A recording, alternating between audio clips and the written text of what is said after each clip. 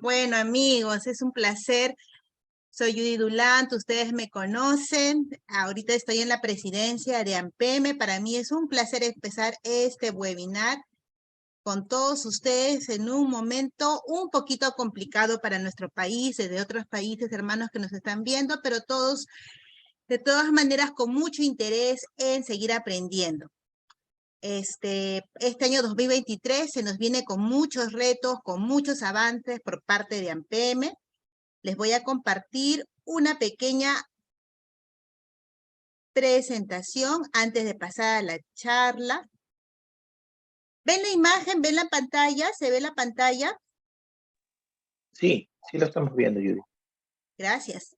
Bueno, esta es la nueva junta directiva de este periodo. AMPEME siempre dedicado pues a la difusión del método de ultrasonografía.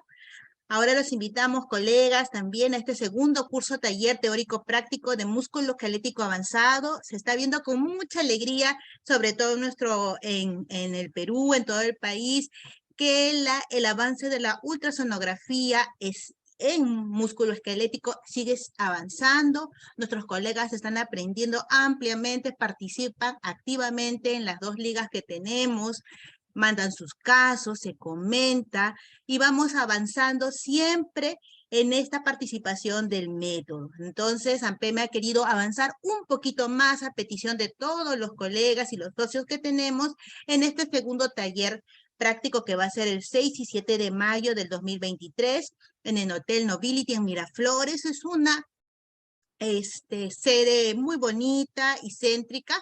Ustedes aquí ven el temario que se va a tratar, 2 días extensos. Vamos a tratar un poquito más de las imágenes, más allá de lo básico que siempre vemos, es avanzado, tocando temas puntuales y haciendo maniobras dinámicas en las diferentes articulaciones que vamos explorando. De todas maneras va a ser un compartir porque todos ustedes, amigos, maneja muy bien el método, nosotros aprendemos y nos enriquecemos con estos webinars, cuando participamos en los talleres y cuando hacemos nuestra discusión de casos clínicos. Entonces, colegas, es una invitación para poder asistir a este curso taller.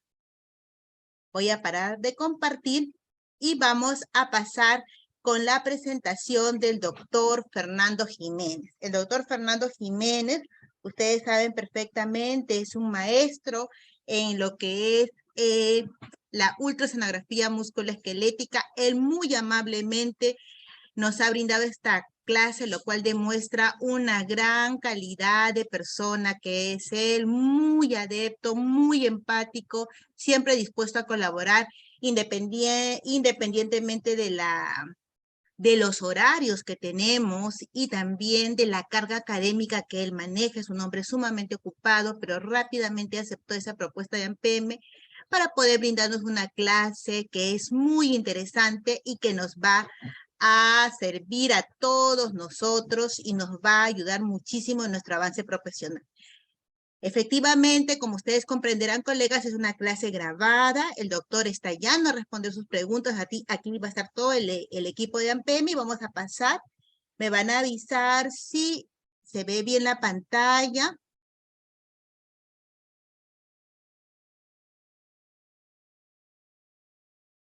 ¿Se ve la pantalla, Martín? Creo que tengo que compartir una vez más. Muy bien.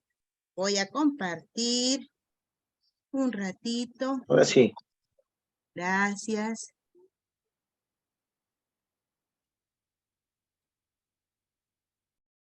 Listo. Compartir audio. Y vamos a empezar con nuestra webinar con este magnífico tema del doctor Fernando Jiménez, diagnóstico ecográfico de las lesiones de tobillo en el fútbol. Buenas noches, amigos. Buenas tardes, me presento, soy el doctor Fernando Jiménez Díaz, profesor de la Facultad de Ciencias del Deporte de la Universidad de Castilla-La Mancha, aquí en España, y al mismo tiempo director de la Cátedra de Ecografía Musculoesquelética de la Universidad Católica San Antonio de Murcia. Agradezco la invitación a todo el grupo de estimados colegas que me están escuchando y voy a dedicar mi tiempo a explicar las ventajas, los beneficios de la ecografía en el manejo de las lesiones del fútbol que afectan especialmente a la articulación del tobillo. Por eso, vamos a dividir la presentación en tres grandes apartados. En un primer apartado nos dedicaremos al estudio del ultrasonido con un fin diagnóstico en la patología más frecuente en este deporte. Por otro lado, vamos a dividir en una segunda parte también el estudio de las lesiones, pero aquellas que son menos específicas del fútbol y que afectan a otros tejidos, ¿no? Como el hueso, el nervio o incluso la piel. Y finalmente hablaremos de las aplicaciones en el manejo y en los procedimientos ecodirigidos, ecoguiados de estas lesiones propias del fútbol en el tobillo. Comenzamos el primer apartado por el estudio de lesiones tan comunes como aquellas que afectan a ligamentos y tendones en esta articulación, y a la cabeza de estas lesiones la más frecuente sin duda es la que afecta a los ligamentos de la cara lateral de la articulación, y concretamente dentro de ellas a los diferentes fascículos que integran este grupo ligamentoso, ¿no?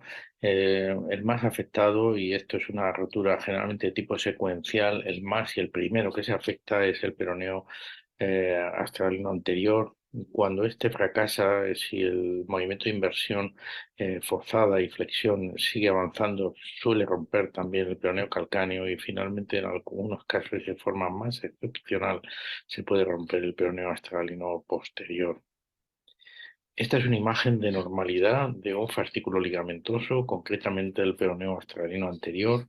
Se puede ver con mucho detalle el aspecto fibrilar que tiene, que está completamente reforzado por una capa superficial, también otra profunda, que salta de una marca ósea, la del peroneo, hasta la del astrágalo, por debajo del espacio articular. Incluso podemos ver una serie de vasos que están próximos precisamente a este fascículo ligamentoso. Es muy fácil el examen de este tipo de ligamentos en la cara lateral, concretamente el peroneo australiano anterior y el peroneo calcáneo se exploran generalmente colocando una posición de flexión plantar, como se indica en la imagen. Para el peroneo australiano anterior, la sonda se debe colocar en una posición más o menos paralela a la planta del pie, mientras que el peroneo calcáneo se sitúa en una posición oblicua desde el maleolo hacia el calcáneo. Y esto nos permite ver una imagen similar a la vista en la diapositiva anterior, con ese patrón fibrilar bien reforzado y absolutamente definido, con una ecogenicidad normal, a diferencia de los cambios que se producen cuando este fascículo está roto. Podemos ver zonas de colección líquida, podemos ver zonas de disrupción ligamentaria entre los restos fibrilares que siguen ocupando el espacio entre las dos marcas óseas. Pero además, en este caso, se puede ver como una pequeña avulsión ósea en la marca ósea del astrágalo. Por tanto, no es un signo, no son dos, son varios signos ecográficos los que nos van a permitir el diagnóstico de esta lesión tan frecuente. Estamos viendo en el vídeo de la izquierda el borde de un ligamento completamente hipoecogénico, sin patrón fibrilar, no se distinguen esas fibras y además está marcadamente engrosado. Cuando se aplica el Doppler se puede observar también la presencia de vasos que acompañan a esta lesión de este fascículo recién producido. Por tanto, es llamativo la presencia de zonas anecoicas. A veces podemos ver restos óseos o restos de calcificaciones, así como la presencia de colecciones líquidas junto al aumento de la vascularización. Es común, y a veces hay que tener en cuenta, lo que indica un signo de clara cronicidad, la presencia de calcificaciones en el seno del tendón. Estas calcificaciones están generalmente asociadas a la repetición de esta lesión, o sea, esguinces de repetición, y generalmente son consecuencia del depósito de tejido conectivo que origina una fibrosis y un posterior depósito de sales de calcio. Por tanto, hay que revisar bien. El ligamento no es una línea, es una estructura aplanada, y hay que revisarla porque en esta imagen Por ejemplo, no se ve la calcificación, pero aquí aparece cuando escaneamos a uno y otro lado. No hay que confundir estas con la presencia de avulsiones corticales que se producen como consecuencia del arrancamiento del fascículo ligamentoso, provocando la presencia de calcio con el artefacto de sombra acústica, y se produce este signo precisamente en la zona próxima a la cortical ósea, a diferencia de la calcificación que aparecía en el seno, en la zona intrasustancia del ligamento. Otro ligamento que sufre lesiones frecuentes es el peroneo calcáneo, y el peroneo calcáneo tiene una serie de características. En esta imagen tan llamativa podemos observarlo. Primero es la forma de hamaca. Segundo es la relación que tiene con los dos tendones peroneos, tanto el peroneo como el corto como el largo. Tres, es que es un ligamento biarticular. De hecho, se relaciona con la marca ósea del peroné, con la marca ósea del astrágalo y con la del calcáneo. Y asimismo, recordar que en la zona proximal del ligamento peroneo calcáneo generalmente se produce un cierto efecto anisotrópico que impide visualizarlo, aunque en este caso, en este paciente se observa con bastante nitidez. Pero el ligamento también se rompe y va a sufrir los mismos cambios que el fascículo peroneo anterior, astragalino anterior, es decir, zonas muy hipoecogénicas que traducen la presencia de desgarro fibrilar. Además, pueden aparecer restos líquidos con señal completamente anecoica, también un aumento del grosor, un aspecto muy heterogéneo y la presencia a veces de calcificaciones y frecuentemente de vasos en el seno del mismo. El ligamento deltoideo, de gran complejidad, tiene dificultad para ser examinado y tiene esta forma de delta, o letra delta del alfabeto griego, o de tienda de campaña, porque realmente hacia la cara anterior tiene dos fascículos, hacia la cara posterior tiene dos fascículos, también en vertical tiene un fascículo que es el tibio calcáneo, y también en la parte inferior dispone también de otro fascículo. Por tanto, es claramente visible. Pero además de esto, hay que considerar que están situados estos fascículos por debajo de los tendones flexores, lo cual dificulta la visualización, y además algunos de ellos están presentes, como es el tibio escafoideo, el spring y también el tibio astragalino posterior profundo, mientras que el resto a veces no están presentes, son inconstantes. Por lo tanto, esto ocasiona en el explorador a veces un conflicto de decir, o está roto y no se ve, o realmente no existe porque no está presente anatómicamente. Ahí distinguimos el tibio astragalino anterior y el tibio escafoideo, la vertiente anterior del ligamento. Tenemos uno vertical, que es el tibio calcáneo, y finalmente los dos fascículos del tibio astragalino posterior. A esto hay que añadir el que salta precisamente desde el calcáneo hasta el escafoides calcáneo navicular, que recibe el nombre de ligamento spring. Bueno, esta es una imagen de dos fascículos ligamentosos del ligamento deltoideo, es el tibio escafoideo en superficie y un poco más superficial, más largo, y en profundidad el tibio astragalino anterior. Se visualiza bastante bien, incluso parece un único, pero aquí se ve como uno finaliza en el astrágalo, el otro continúa hacia el escafoides. La rotura de estos fascículos provoca una imagen muy heterogénea. Aquí vemos el engrosamiento del tibio escafoideo, también está engrosado el tibio astragalino, y además tiene un aspecto muy hipoecogénico, muy irregular, que se visualiza. Estas serían las fibras del tibio astragalino anterior, estas serían las fibras del tibio escafoideo, que va buscando la otra marca ósea, y precisamente este es el que está más afectado en esta zona proximal.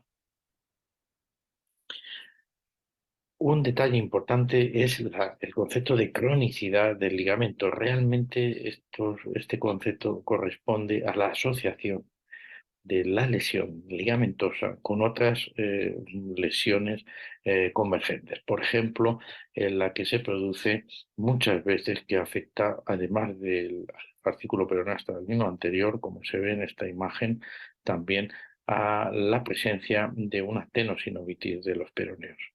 La persistencia en la clínica, los síntomas rebeldes al tratamiento conservador tienen que hacernos pensar en la posible afectación de estos tendones, como sucedía en este paciente, en el cual presentaba una tenosinovitis ya organizada alrededor de ambos tendones peroneos, coincidiendo con la persistencia en la imagen de lesión del peroneo hasta el anterior. Otro dato importante en estos E15 persistentes es el daño condral, la lesión que afecta al cartílago tibio astragalino provoca un dolor muy similar al que se presenta en el esguince derivado de la rotura del ligamento lateral o incluso el ligamento medial y tiene un pronóstico mucho peor, unas características clínicas muy diferentes y sobre todo un tratamiento que difiere notablemente del que se ha de seguir cuando solamente está afectado el ligamento lateral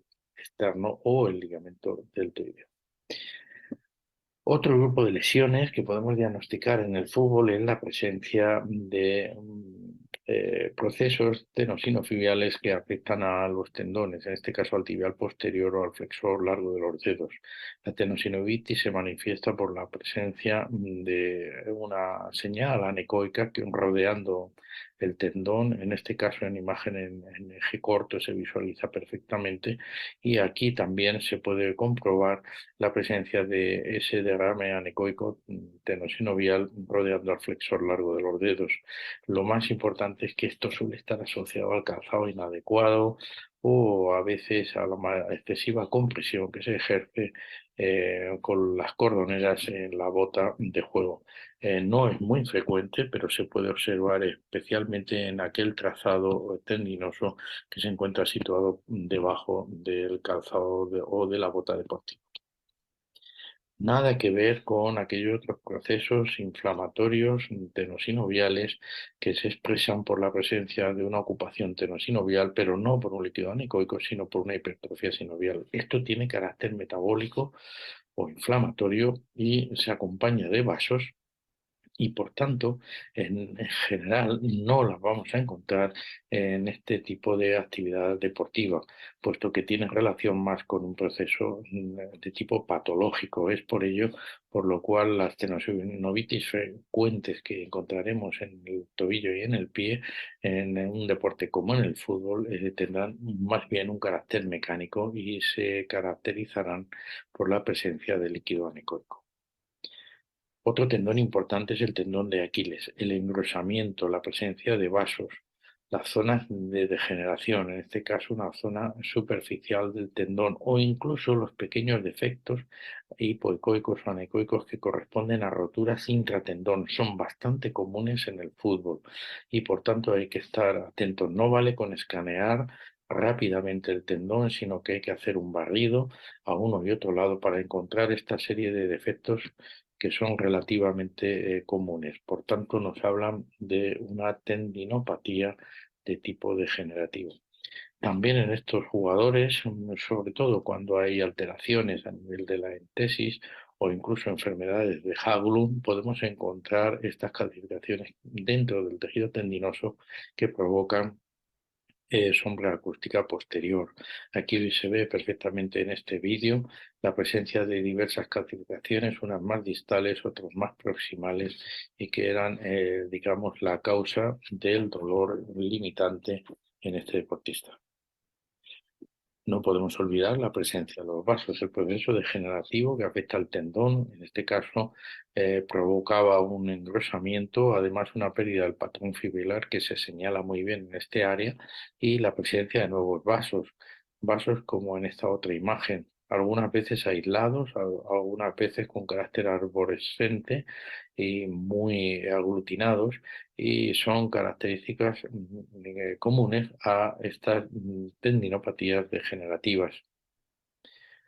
No hay que confundir y pueden aparecer también en el fútbol este tipo de lesión paratendinosa en el cual el tendón está completamente intacto, no tiene daño, no hay degeneración, no hay vasos, no hay calcio. Sin embargo, el paratendón que lo rodea, especialmente en uno de los lados, provoca o sufre una gran inflamación, apareciendo esa imagen como en alforja a uno y otro lado, especialmente en este lado de este tendón. Esto nos obliga a hacer un escaneo, un barrido a uno y otro lado. El tendón está normal y aquí vemos en zona profunda y en zona superficial ahora vemos la presencia de la inflamación paratendínea. Por tanto, esto es muy importante confirmarlo porque en este tipo de lesión sí que vamos a poder utilizar corticoides dentro de esa zona inflamatoria, respetando absolutamente el trazado fibrilar del tendón. Un paso más sería la rotura parcial en este tendón, en el cual pues, podemos ver un defecto que afecta solamente a la parte más superficial. Esto es relativamente frecuente, no tanto como las lesiones degenerativas, pero se pueden encontrar y a veces están asociadas a impactos recibidos por los tacos de la bota de un jugador contrario.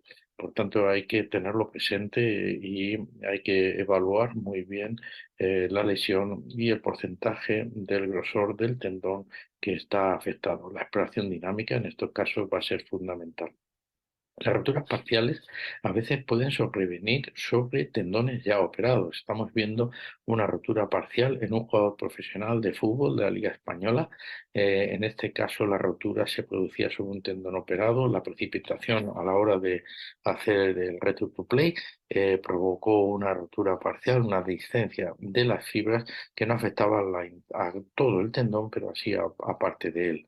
Podemos ver también aquí el material utilizado, la presencia de gran cantidad de vasos. Esto generó una gran preocupación y hubo que de nuevo parar el entrenamiento al jugador durante varias semanas. Por tanto, importante evaluar y tener presente que una mala recuperación o un intento de recuperación forzada puede provocar este tipo de roturas. Finalmente, las roturas completas deben de ser exploradas siempre con maniobras dinámicas. Esto es importante. Aquí tenemos un vídeo del doctor Buffar, en el cual pues, podemos comprobar fácilmente el posicionamiento de la sonda y también la colocación del pie fuera de la camilla. Y mediante esa maniobra, primero realizando simplemente compresión para ver el carácter del hematoma que se ha formado entre ambos muñones o cabos de la rotura, o también mediante ejercicios de flexoextensión como el que se ha señalado en el vídeo superior, se puede comprobar el desplazamiento de las fibras solamente del tibia posterior, y aquí en este caso el tendón permanece inmóvil durante la flexión dorsoplantar. Hablando de tendones y para acabar, pues vamos a visualizar también este tipo de roturas en el cual pues se produce una rotura en el peroneo lateral largo y el peroneo corto se introduce dentro de él intentando como disecar, dividir, como si se tratara de una caña de bambú. Tenemos aquí el peroneo corto, el peroneo largo tiene una discencia y es justo ahí donde se produce esa especie de separación entre ambas porciones del tendón. Por tanto, importante hacer una evaluación de ambos tendones, tanto en el eje corto como en el eje largo. Los tendones peroneos sufren este tipo de rotura splint y por tanto hay que evaluarlas de esta manera. Por tanto, una vez vistas aquellas lesiones más comunes que afectan sobre todo a los ligamentos, a los tendones que tienen vaina en forma de tenosinovitis y a las lesiones degenerativas y roturas de los tendones del tendón de Aquiles, realmente vamos a ver otro grupo de lesiones que afectan a otras estructuras. Es frecuente en el pie observar fracturas y son lesiones traumáticas que habitualmente mediante el estudio con rayos X se pueden observar, pero también la ecografía puede aportar una importante información a la hora de evaluar el grado de edema que ocupa los tejidos periféricos. Esto es una fractura del segundo metatarsiano y esta es la articulación metatarsofalángica con un pequeño derrame. Aquí se ve la discontinuidad de la cortical de este metatarsiano y esta fractura era la que generaba este proceso inflamatorio. Bueno, o en otros casos las fracturas no son agudas, sino que son fracturas de estrés y esto provoca la formación de un callo óseo con afectación del tejido que lo rodea, del tejido periférico. Es bastante característica la discontinuidad de la cortical y se puede observar en el vídeo precisamente el desplazamiento de los tejidos blandos que rodean el callo de fractura. Es un problema estas fracturas de estrés porque en las primeras semanas no se visualizan mediante rayos X, se interpreta como, como una lesión o un dolor de partes blandas y realmente la persistencia en el dolor a pesar del tratamiento es la que obliga a hacer otras pruebas, concretamente el TAC nos puede ayudar y sobre todo también en nuestro ambiente el uso de este tipo de exploración ecográfica. Tenemos que considerar varios tipos de fracturas y en estas de estrés pues afecta especialmente el tercer y cuarto metatarsiano. Bueno, son metatarsianos de carga y en deportes en los cuales predomina el salto y la carrera, es decir, el impacto, como es el fútbol, pues es relativamente común que las fracturas de estrés digamos, afecten en mayor medida a estos huesos plantares. Por tanto, hay que considerar el estudio mediante ecografía de aquellos dolores plantares de larga evolución con radiología negativa. Muy frecuente es el neuroma de Morton, no tanto en el fútbol, sí en actividades con las cuales pues, se realizan eh, también o se utilizan ciertos tipos de calzado, pero podemos encontrar este tipo de patología. Bueno, la exploración puede ser plantar, aplicando presión con un dedo de la mano, a la vez que se puede colocar el transductor en la zona dorsal y explorar de esta manera la formación de estos neuromas, que no son más que masas que afectan o hipertrofia de la vaina del nervio interdigital, que se sitúa en este espacio entre los diferentes metatarsianos. Pero el otro tipo de exploración que se realiza es mediante la compresión entre el primer y quinto meta, ejerciendo esta compresión aquí representada con las flechas amarillas, colocamos la sonda en la zona plantar y vamos a poder visualizar el comportamiento de este neuroma. Realmente esto recibe el nombre de maniobra de Mulder. Bueno, aquí tenemos en esa maniobra de Mulder y cómo se comporta el neuroma a medida que ejecutamos la compresión entre el primero y el quinto meta. Ahí aparece el neuroma y desaparece incluso con un efecto de cliqueo. Parece como que ahora salta en el momento de su salida. Estamos en este caso colocando la sonda en la planta del pie y además estamos ejercitando presión entre el primer y quinto meta. Aquí se ve la masa en una imagen fuera precisamente del espacio interdigital. Pero ojo, a veces este neuroma de Morton puede estar asociado a bursa, interpretarse que el neuroma es de este tamaño, cuando realmente el neuroma aparece como una masa hiperecogénica rodeado de una colección más o menos líquida que corresponde a la bursa. En realidad, lo que estamos viendo en esta imagen es precisamente el nervio y este nervio plantar digital a nivel del tercer espacio y junto al neuroma aparece, digamos, desplazado cuando se ejerce compresión desde el dorso del pie. Esta es la piel y esta es la maniobra de compresión. Aquí vemos el neuroma, aquí vemos el recorrido del nervio. Incluso podemos ver la cabeza transversa del abductor del primer dedo, justo por debajo del músculo interóseo. Esto es el tejido celular subcutáneo y podemos también ver el nervio digital común que aquí aparece.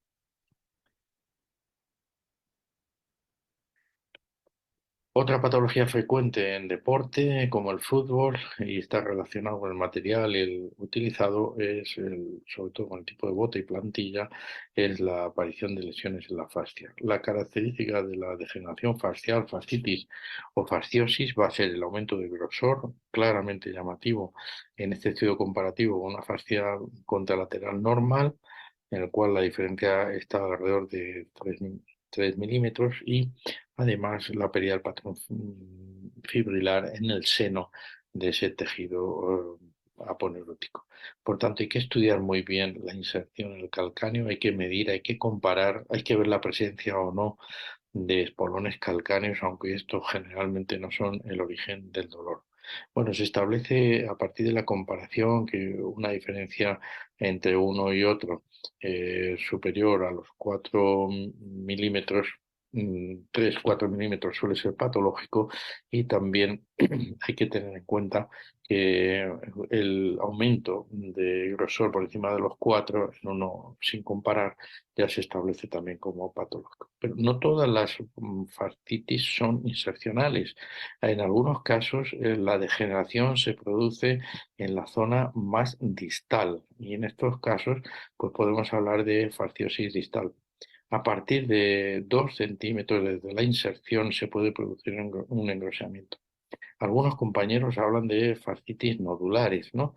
Pero eso puede crear cierta confusión con los nódulos plantares. Por eso es preferible, en mi punto de vista, hablar de engrosamiento o fascitis distal mejor que fascitis nodular. Ahí vemos la formación nodular en una zona distal a la inserción alrededor de 2 centímetros.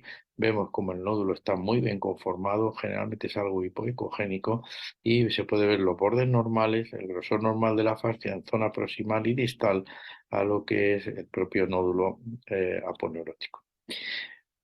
Finalmente, la fascia puede sufrir roturas en estos casos. La situación y la situación clínica y la imagen es tan clara. Aquí vemos la presencia de una equimosis plantar en relación a esta rotura, y podemos ver también un parénquima muy engrosado, muy hipoecogénico, y nos da precisamente, digamos, la clave del diagnóstico de rotura de la fascia. Finalmente, otras lesiones que pueden aparecer en el pie del futbolista están asociadas con lesiones del tejido cutáneo, que afecta o bien a la piel o bien al tejido celular. Es el caso de la fibromatosis plantar, caracterizada por la aparición de una serie de nódulos muy bien definidos de forma oval, y que están carentes en general de vasos. En ocasiones lo que hacen es desplazar la fascia y por tanto dando origen a una fascia que presenta una especie de concavidad, y en este caso hablamos de enfermedad de Lederhost. Otros signos, otras patologías, puede ser la aparición de lipomas con forma más o menos redondeada, un parénquima isoecogénico con carencia de vasos, y en otros casos el lipohemangioma, el cual se caracteriza por tener unas características bastante similares. Generalmente el tamaño es mayor dependiendo del tiempo de evolución, y la presencia de vasos nos va a dar el diagnóstico diferencial con los lipomas plantares. Una lesión muy común, sobre todo a principio de temporada, cuando los jugadores empiezan a iniciar las primeras carreras, los primeros compases de la misma, pues la presencia de papilomas plantares en los cuales se pueden diagnosticar mediante ecografía. El cambio de calzado, la utilización de calzados con una disposición diferente de los tacos, puede originar zonas de máxima presión en la superficie plantar, generando este tipo de papilomas. La imagen suele ser triangular con vértice invertido y tiene un carácter más bien hipoecoico. Esto hace que la presión plantar genere un grado de dolor muy intenso. Acabamos nuestra presentación hablando de los diferentes tratamientos que vamos a establecer para lesiones tendinosas, especialmente considerando que la lesión sea difusa o degenerativa, con un engrosamiento muy claro, cuando la lesión es difusa y contiene zonas de ruptura en su interior, o cuando hay diferentes vasos dentro del tendón, o incluso cuando la lesión afecta a estructuras muy definidas como el paratendón o la entesis. En el caso de que la lesión afecte a una superficie muy amplia del tendón y tenga esta forma de o engrosamiento, no se puede concretar la infiltración en ningún punto. Lo que vamos a hacer es la técnica de altos volúmenes, en la cual con el tendón visto en un eje corto y la aguja bajo el plano, vamos a ir inyectando cantidades elevadas de líquido, generalmente anestésico local y suero salino, y vamos a ir retirando, provocando una separación entre el periteno del tendón y la grasa de Cajer. Esto provoca generalmente la ruptura de las pequeñas terminaciones nociceptivas y los vasos, y provoca una marcada mejoría. Esto mismo se puede hacer en plano superficial, infiltrando el líquido entre el paratendón y el tejido celular subcutáneo, pero es verdad que habitualmente lo hacemos en el plano profundo. Cuando la lesión es amplia, pero además tiene la característica de que hay pequeñas roturas internas, lo que hacemos es un abordaje o una infiltración intratendón. Suele ser más dolorosa. Ahí vemos la punta del tendón dentro del seno del mismo y la infiltración que provoca la difusión de ese líquido. También podemos ver, en este caso, es un eje corto del tendón y una aguja bajo el plano en ocasiones, y esto es más excepcional. Lo que hacemos es asfixiar el tendón y colocar la aguja también bajo el plano y el tendón visto longitudinalmente. Podemos ver la aguja, podemos ver la infiltración. En este caso ha ocupado también parte del espacio de la bursa retrocalcánea, y el resultado en este paciente deportista fue óptimo. Cuando hay vasos, podemos dirigirnos al mismo y utilizar sustancias esclerosantes como el polidocanol. Cada vez es verdad que lo utilizamos menos, pero en este procedimiento de lo que se trata es de llevar la punta de la aguja con el bisel orientado adecuadamente hasta el mismo punto donde se sitúa el vaso. Una vez que hemos alcanzado ese punto, realizamos la inyección, la infiltración del líquido, provocando ese efecto con el Doppler, ese efecto flash, que nos ayuda a ubicar la zona donde el líquido ha sido depositado. Lo más importante, sin duda, es alcanzar el vaso con con la aguja. En ocasiones, cuando hay más de un vaso, lo que hacemos es además acompañar este proceso con una técnica de scraping o de shaving, que lo que permite es romper algunos vasos que pueda haber, además del ya tratado con la esclerosis mediante el polidocanol. Con esta técnica aseguramos que los diferentes vasos que tiene el tendón en su tejido profundo puedan ser igualmente aniquilados. Cuando la lesión afecta específicamente al paratendón, lo que tenemos que hacer es dirigir la aguja utilizando un corticoide hacia la inflamación de este tejido conectivo, y en este caso estamos viendo el abordaje, está la punta de la aguja, estamos depositando el corticoide que se ve flotar en el seno de ese paratendón inflamado. Es una técnica muy sencilla, siempre respetamos el tejido tendinoso para no dañarlo, y de esa manera podemos llegar a conseguir unos efectos muy favorables. La aplicación de tratamientos también de tipo antiinflamatorio, o bien especialmente biológicos, en zonas de entesis, pueden ser de gran utilidad. Para eso, pues dirigimos la punta de la aguja a la zona de unión hueso-tendón, tratando de aliviar el proceso inflamatorio que se localiza en esta región. Es bastante sencillo, siempre con la aguja bajo el plano para ver dónde está situada la punta de la misma, y podemos llevar a cabo este tipo de tratamiento. Finalizamos pues recordando la posibilidad diagnóstica que nos da la ecografía ante lesiones que afectan a todo tipo de tejido, muy frecuentemente ligamentos y tendones en el pie del futbolista. Más infrecuentes serían las lesiones óseas y también aquellas que afectan a otras estructuras como el neuroma de Morton incluso también las lesiones cutáneas. Por eso hablamos de que los tendones, ligamentos y fascias son fácilmente visibles y por tanto susceptibles de hacer tratamiento coguiado. También lo son el cartílago, el seno del tarso, los neuromas, pero tienen o entrañan más dificultad. Y el tratamiento coguiado, pues en algunos casos van dirigidos a infiltrar ciertas sustancias como tratamientos biológicos o antiinflamatorios y en otros casos a a evacuar ciertas colecciones líquidas. Muchas gracias por la invitación y quedamos pendientes de contestar las preguntas que ustedes consideren. Muchas gracias.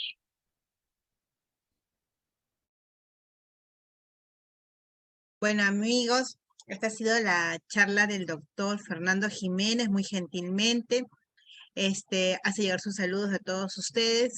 Y nada, no sé si ahí también está su correo, si hay alguna pregunta, él nos manifestó que podían preguntar a su correo, si no, alguna cosa podemos debatirle y compartir ideas. Aquí están muchos grandes colegas, está Bruno, está Martín, está Fernando, creo que el doctor Huerta también se conectó. Y nada, si no hay alguna pregunta, si no, vamos a pasar por Ah, ya, están acá las preguntas. Voy a desmutearlas para que podamos participar. A ver, vamos a ver.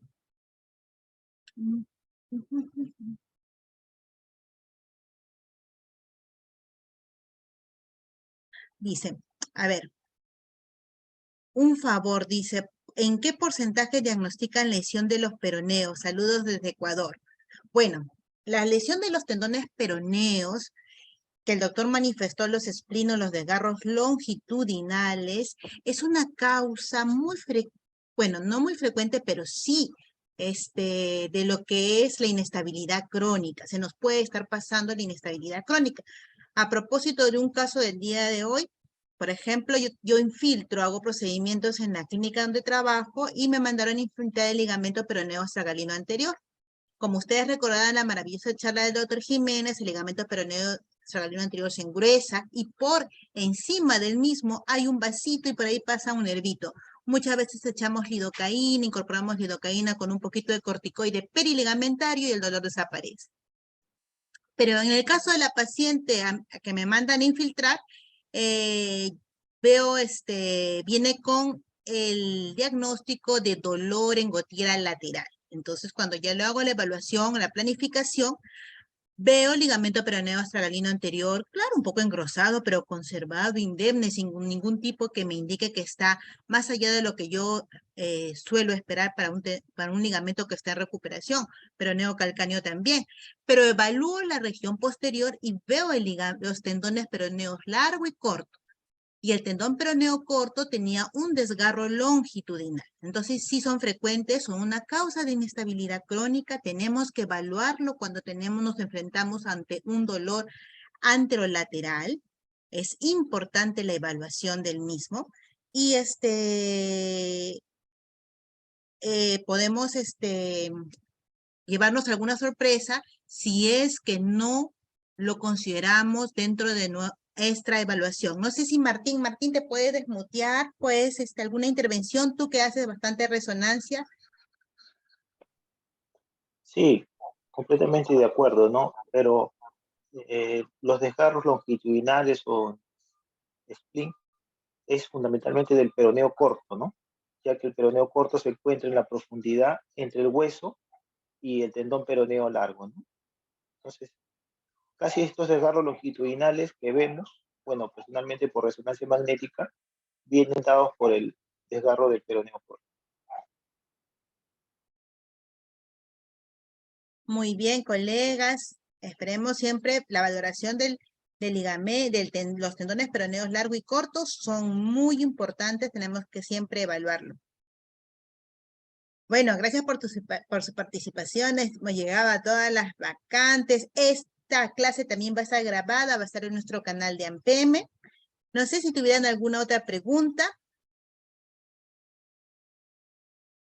Si no es así, yo creo que damos por concluida nuestra participación del día de hoy.